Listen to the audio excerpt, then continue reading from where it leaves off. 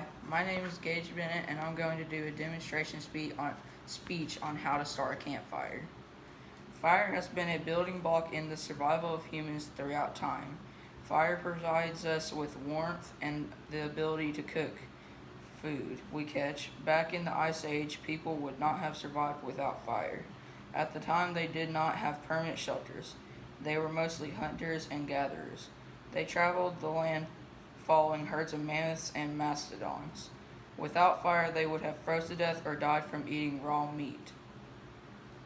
Later in history, people began to form permanent settlements. However, fire remained important to their survival.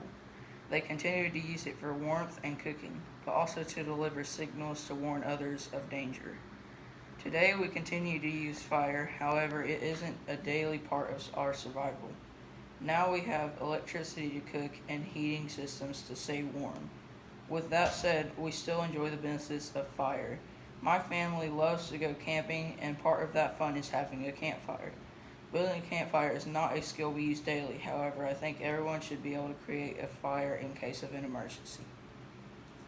There are many ways to start a campfire. The method you choose depends on the materials you have on hand and the situation. I will describe the most primitive methods to the most simple methods. First, we have the flint and steel. Next, the flint and steel method. For this method, you need to buy a flint and steel kit from a store. To light a fire, you need kindling, which is like dried up grass and bark and sticks. Okay, after that, you strike your steel onto your flint to create sparks. So, use the steel, hit that flint. Okay, you need to direct the sparks toward the pile of kindling. Once the spark ignites the pile of kindling, you need to act quickly to add small sticks and more brush until you're confident the fire will continue. Next, you can begin adding larger sticks and small logs. So, like this. Once those, you can add larger logs to feed your fire.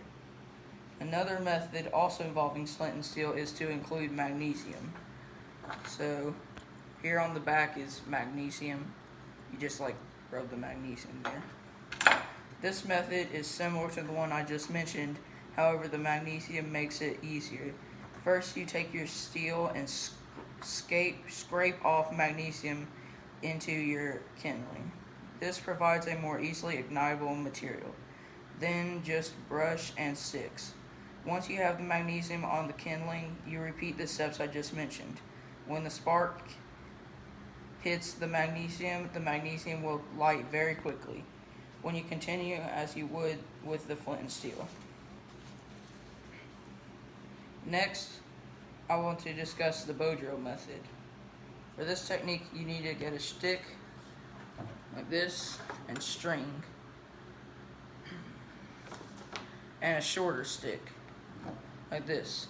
To build a fire using this method, you must tie the string to each end of the longer stick.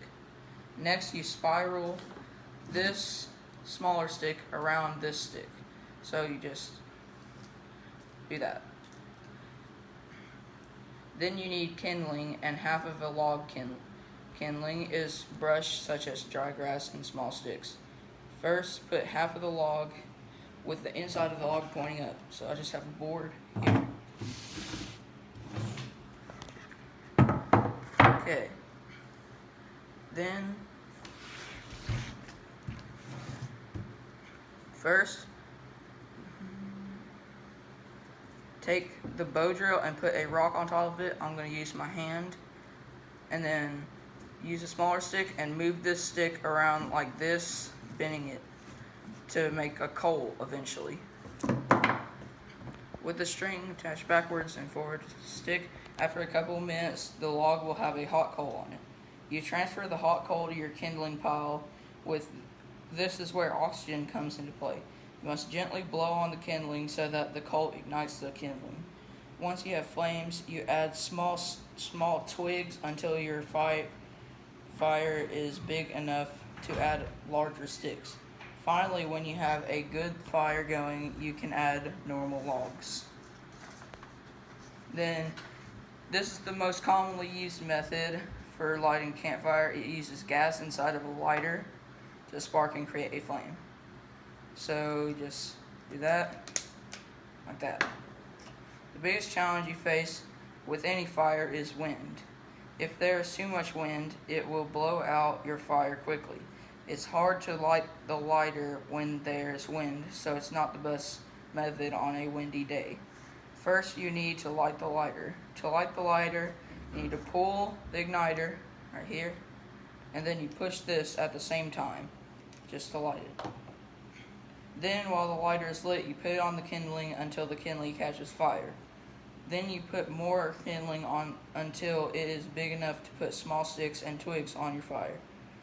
After the sticks light on fire, you have a coal and can add small logs.